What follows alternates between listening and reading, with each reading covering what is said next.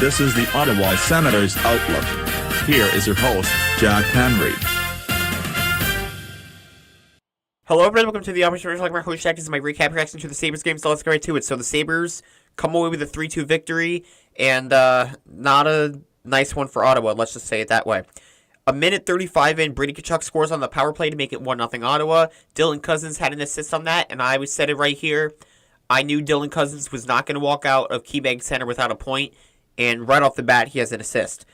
But later in the period, Jack Quinn scores to tie it up at 1 apiece, and after the first period, it's 1-1.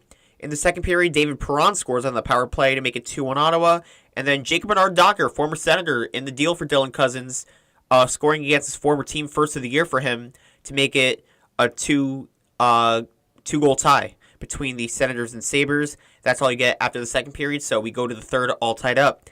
A minute 23 in, Tage Thompson scores his 35th to make it 3-2, and that's all you get. So the goaltending matchup was Anton Forsberg versus James Reimer, and Reimer stopped 30 of 32 for a .938 save percentage, and Anton Forsberg stopping 21 of 24 for an .875 save percentage. So Anton Forsberg not looking good in this game.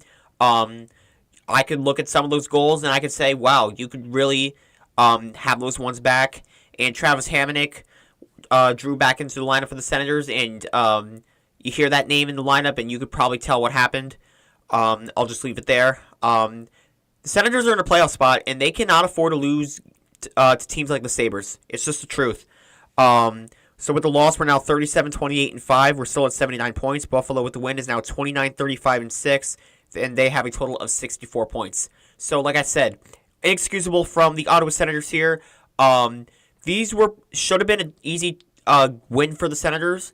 Trying to, give themselves more of a cushion for a playoff spot. Fortunately, last time I checked, the Montreal Canadiens were losing, and the Rangers have a game against the LA Kings, and I'm recording this before that puck drop, so I'm not going to have an update on you there.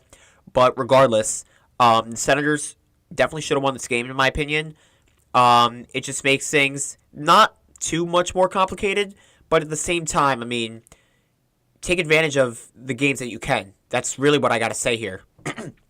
So, we have a game on Thursday against the Red Wings. That is one we definitely need to win. They have a game against Colorado. Last time I checked, they were losing to the Avalanche. So, off the town scoreboard for the Senators, as far as I saw, was looking good for them. But at this point, we need to start racking up wins. And that's really what it comes down to. We've played 70 games so far. We have a dozen left. And we just got to win them. That's really what it comes down to. So, again, Thursday is our next game against Red Wings. I will have a preview for that coming out Thursday at midnight, so be on the lookout for that. Comment down below your thoughts on this game. Like and subscribe. But for now, this is Jack Nicholas Senators Outlook, and go Sens go. Thank you for watching this presentation of the Ottawa Senators Outlook. For more of this podcast, click on the videos on the left, and subscribe by clicking on the icon on the right. Thank you.